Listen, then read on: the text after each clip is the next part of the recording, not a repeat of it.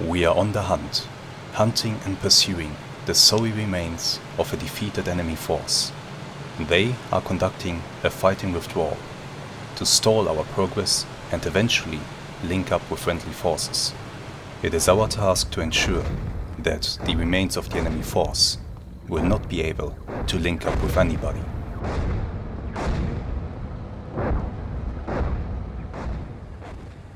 Hello there, and welcome to a new episode of GHPC. And here in front of us, we see today's star of the show. Honestly, considering how many of these tanks were produced, how many were exported all over the world, and even produced in different countries than just the Soviet Union, I'm surprised that I didn't get around to showing you a mission with this tank earlier than this. But this is a failure on my part that we will remedy today. This here is the T-72 tank. In this specific instance, the T-72A of the East German Army. Ah, what a tank. What a tank. I actually like the T-72. I think it can be quite fun to play it. You will see, most definitely in fact. But what can I tell you about this tank? Well, you might be surprised to learn why this tank was developed in the first place and how it was developed. Well, the Soviet Union had the T-62, and then that tank, well, while it was good for the time, it seriously needed some upgrades. They needed a new tank, so they started to develop the T-64 tank, which was a very different beast compared to the T-62. However, the T-64 tank had a lot of teething issues, a lot of things that didn't work properly. The engines were, well, they didn't have enough of them and they were quite shit. And so they looked for different solutions, and somebody proposed to pick up a project idea that was a little bit older, a proposed modification of the T-62 tank, a significant upgrade to that variant, a complete overhaul, so to say. And from that idea came the T-72. So the T-62 that you have seen me play, for example, in Steel Armor Blaze of War, is in some kind of way the granddaddy of this beast here. Really nice. So what does this tank have? What is special about it? What is good about it? What isn't good about it? The armor of this tank, especially the hull armor from the front, is quite good for the time when this tank came into service, which was at the beginning of the 70s. Quite good, really. So it had that going for it. The gun, a 125mm smoothbore gun. A really good gun with really great firepower. Well, when I say it's a really good gun, I have to qualify that a little bit.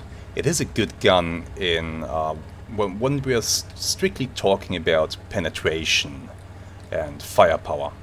This thing can propel quite a big projectile.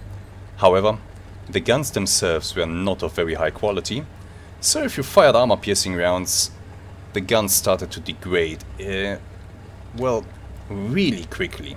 So, from about 100 to 150 shots, something like that I think, the accuracy started to degrade significantly because the gun started to be worn out on the inside.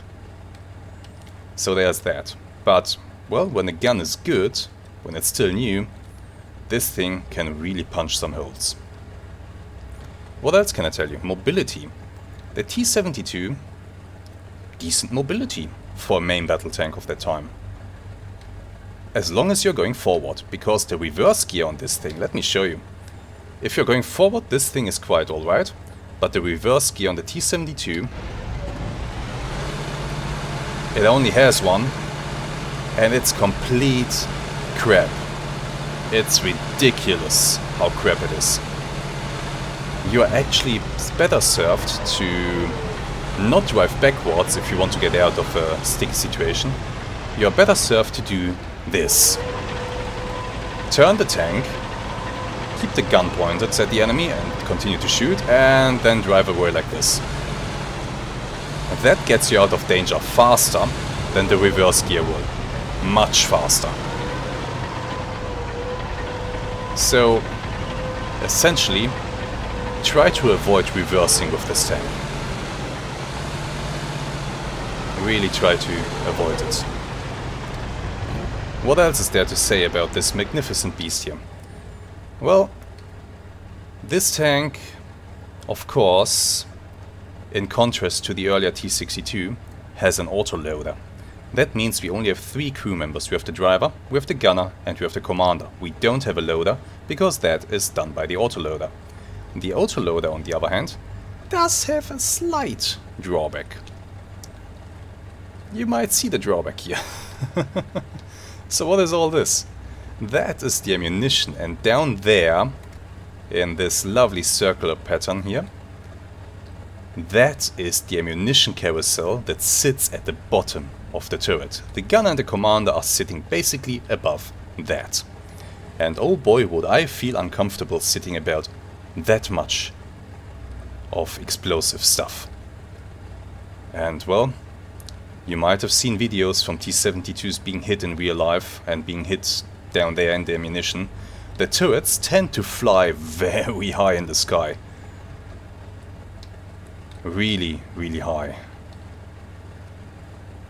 The crew, well, they really aspire to be cosmonauts in this thing, if it gets hit. Well, that's one of the drawbacks. The tank did have some protection, some protective measures to safeguard the ammunition. They were like double-lined containers for it. There was a fire suppression system, etc. But as I said, as you might have seen on multiple videos all over the internet, those measures are absolutely inadequate, and a hit to the ammunition is usually enough to completely blow up the whole tank. You can see that the ammunition comes in 2 parts. You have the throwing charge, this big canister there, that propels the shell towards the target. And then you have the projectile itself, which is loaded into the gun breech in front of the throwing charge, of course. The autoloader is quite nice in a sense that you can simply keep shooting. There's no loader to get tired. The autoloader is quite reliable too. And well, that's, I think, more or less all that I can tell you about this tank right now. Everything else you will have to see in the battle. Oh, one thing maybe. Some of you might wonder, what are these things here, these plates, and why are they sticking out like this? Well, the idea was to protect the tracks, especially against shape charges. The idea was that the shape charge would hit one of the plates and would detonate against the plate, and that would disrupt the heat charge's penetrator before it can impact on the armor itself. An interesting concept. Let's hope that we don't have to test if that works. Oh, by the way, one more thing that comes to mind right now. What we see here is the T-72A, as I have mentioned, but most of people aren't aware that there is a difference between the Soviet version of the T-72A and the export version of the T-72A. The Soviet version had improved turret armor that we don't have. That turret armor was a composite material, and well, it was considered a state secret at the time when it was developed and installed on these Soviet tanks, so they didn't put it into the export versions. That means we better not get a hit into our turret. That would be really, really bad. So there's that. Also, the export version does not have a laser rangefinder.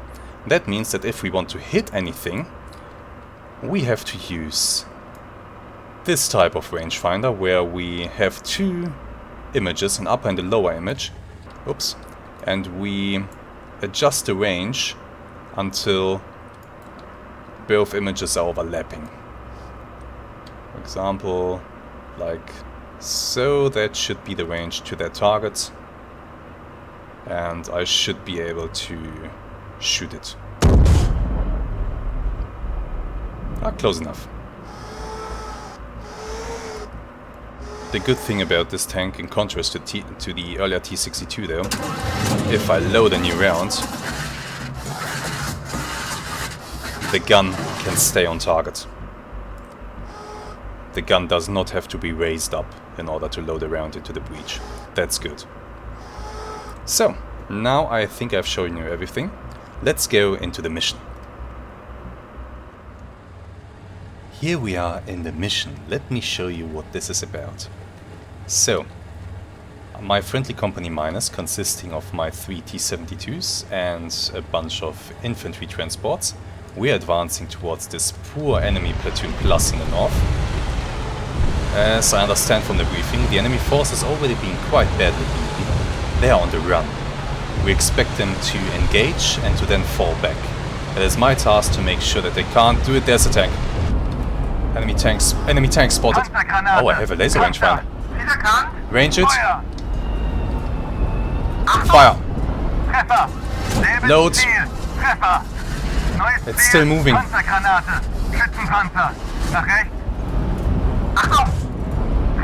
Another hit. Next round. I lost line of sight. Let's keep advancing.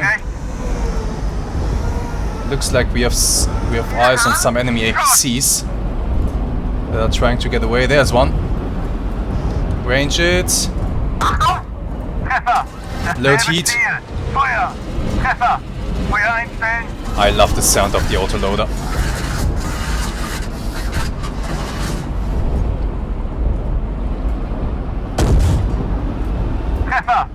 Okay. Load armor piercing again. Yeah, we have taken out one enemy tank. It's on fire up there. So I just got surprised by the laser rangefinder. Oh, the briefing said we would be driving T-72As, but this is actually the T-72 LEM. LE, I believe, for Laser Entfernungsmesser. So laser rangefinder. Basically an attempt by the East German Army to bring their T-72As to the T-72M standard by, for example, giving them the upgraded gunner sights with the laser rangefinder. That's nice that we have that. It's a really nice system. Let me show you. So you use it by placing this red circle over the target, and then you hit lace, and up top you see the range. And you will notice that the range is currently decreasing. So the fire computer actually takes into account the direction that my turret is pointed at and my speed to continuously compute the range to target. As I'm moving towards the target, the range keeps dropping. That's a really nice feature if you're dealing with a static target. If you're dealing with a moving target, not so much. But for static targets, really nice. Oh, by the way, I don't know if I mentioned it earlier, I do have those PMPs that I have to protect. The enemy's somewhere in front of me. I just don't know where. So I'm very wary of running into an enemy ambush somewhere. I'd rather not. I'd rather not run into an ambush.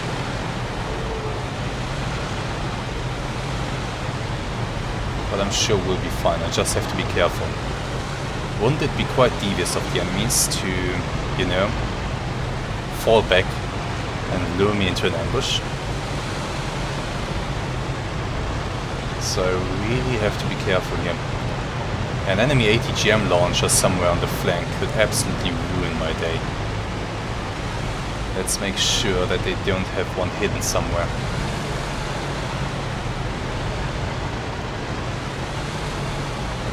Okay, I don't have smoke launchers on the turret, I only have the smoke screen from the exhaust. I don't know if that's adequate really.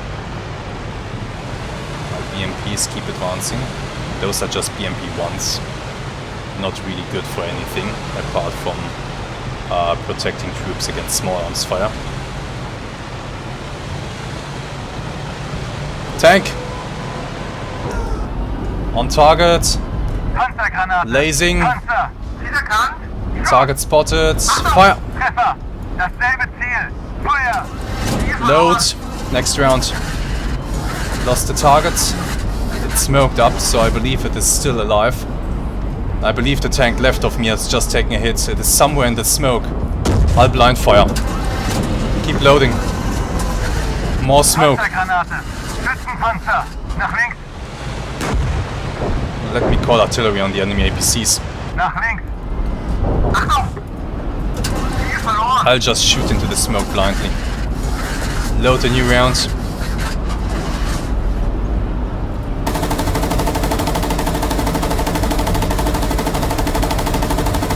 Let's see if I see some sparks somewhere.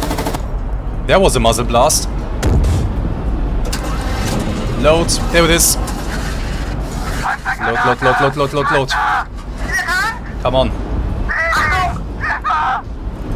That was a hit. It's on fire. Let's run down the enemy APCs. Load heat. I don't have heat. Load high explosive then. Well, I do have heat. There we go. Heat loaded. APC. There, driving away. Load heat. Continuing to drive away. Hit. Defeated. Keep driving. And we are gonna get a few nice pictures here.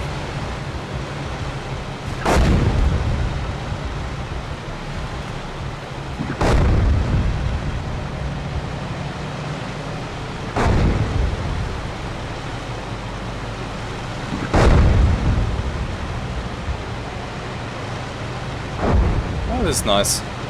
I'm sure I'll get a useful picture out of this. Hold here.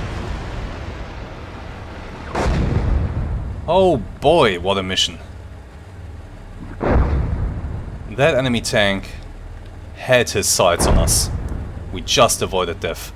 Oh crap. 10 seconds for the artillery remaining, but my BMPs are pushing into it just now. I hope none of them are taken out at the end of the mission here. That should be it, right? Oof, just as they were arriving. I only see 2 though. I've lost one. Damn it. Lost the BMP. Ah well, never mind, the enemy has lost more. What a mission. Short, not a lot of enemies, but actually quite intense. With, well, it was a dynamic mission. I like that. I like that. Okay, let's have a look at the after-action report. NATO. Personnel lost 7, equipment lost 6, shots fired 4. Not a lot. Packed forces, 1 piece of equipment lost, that's the BMP. 113 shots fired. 113? Oh, I fired my machine gun, that's why. Okay. Let's take a look. I will exclude the machine gun rounds because that's just unnecessary, I believe. Let's begin. So the first engagement. 1474 meters. I spot the enemy tank and I engage. The round flies off and it's not a really good hit. I fire low. Looks like we just smash a road wheel, but apart from that, nothing. So the tank can continue on. The tank next to me, on my left side, he spots an enemy APC, fires an armor-piercing round into it. Looks like... well, let's see. The differential is hit, the final drive is hit, the right track is hit. Maybe this thing is immobilized. It's possible. Okay. We continue. I fire another shot towards the enemy tank. 1443 meters. And this one is a bit better. A lot better, in fact. I hit it in the rear here. And the shell penetrates. Goes through the fuel tank there. Goes into the crew compartment and goes down there into that ammunition storage. And also through the poor driver. Because it went through the ammunition storage, we did penetrate propellant casing, The tank is now on fire. It's done. I guess the rest of the crew manages to get out, but the driver, I don't think so. The engagement is continued. The tank to my left, yeah, he continues to engage the enemy APCs.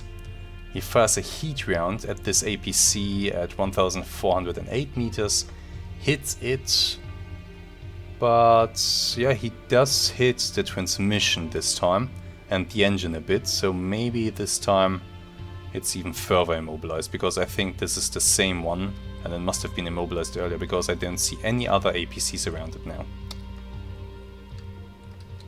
Looks like I get sight of it too, and I fire an armor-piercing round. I fire a little bit low. Well, I would have taken off the legs of anybody sitting in the crew compartment back there, but my shell does not do any real damage. It just goes through the vehicle. It seems to be enough though for the crew to really encourage them to leave the vehicle, because that's what they do. And when I fire my next round, which is a heat round at 1100 meters, they are already out of the vehicle. The round hits a little bit low, doesn't actually do too much additional damage here. Now, we come to the next engagement. We spot the remaining enemy tank, 630 meters, I fire my first shot. Had I aimed a little bit, just slightly more left, I would have taken it out with the first shot. As it is, the angle is quite bad. Yes, we do penetrate through the track, but the shell then basically shatters against the tank's hull. And I do it again. I fire again. By this point I think they have already popped smoke, so this is just a blind shot by me. I managed to hit the same spot though. Once again the shell basically shatters. But the enemy gets a shot off in return. Armor-piercing shell, 572 meters, straight into the turret of the T-72 on my left side. And that shell goes straight through the gun breech. Through the gun mantlet, through the gun breech. That's actually pretty incredible. Through the breech block. And out the back of the turret. Wow, what kind of ammunition were these guys rocking? M774. Well, I guess at that range that will do it. Still, the crew apparently got really lucky. None of the crew is hit. I mean, I'm pretty sure this tank isn't gonna fire anymore. But the crew is alive. And, well, no ammunition was hit. Had that enemy aimed a little bit lower, there's a good chance he would have hit the ammunition there in the back of the turret. Very lucky in fact here for the crew inside the T-72. Now, the BMPs spot the enemy APCs. This one fires a heat round at one of them. At 822 meters, the heat round penetrates and basically obliterates the crew compartment, but nothing else. I continue, no, I start to fire blindly into the smoke. And I wasn't too far off. I aimed just a little bit high here. Okay. Looks like the tank to my right is now being hit by this M60. He fires 289 meters. And once again the round penetrates into the turret. Goes into the gun breech. Is stopped by the gun breech housing. The coax machine gun is smashed apart. The commander is wounded here. His, let's see. Commander, his left arm is wounded. The gunner, his right leg is wounded. The ammo carousel side and top shield are penetrated. That's very scary to read that. And the throwing charge is hit, but miraculously not penetrated. That's the important part. Once again, the crew got supremely lucky to get out of this with their lives intact. Extremely lucky. This could have gone very differently.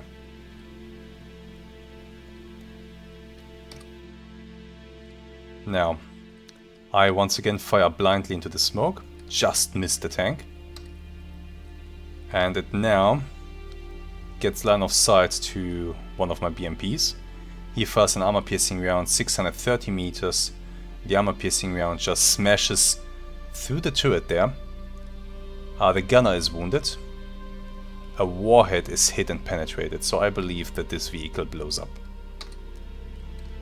But now, the tank to my right, apparently he can still shoot, which... After this hits... Yeah, okay. It was stopped by the gun breach. The gun breach was not destroyed. Okay. Okay, I believe it. He fires, heat round, down low into the ammunition storage. And propellant casing is actually penetrated, so this tank kill belongs to the tank to my right, I believe. Just less than a second, half a second later, I fire. And my armor-piercing round smashes through the lower hull, takes out the driver, takes out the loader, and also hits a bunch of ammunition. So this tank is now done. It's dead. The other two crew members are also wounded, I see. Nice. And we now start to run down the enemy APCs as they are trying to get away. This APC is trying to get away. I fire heat round into the side, but I aim a little bit low and I don't really do too much. I fire another heat round at 222 meters as this vehicle is trying to run away.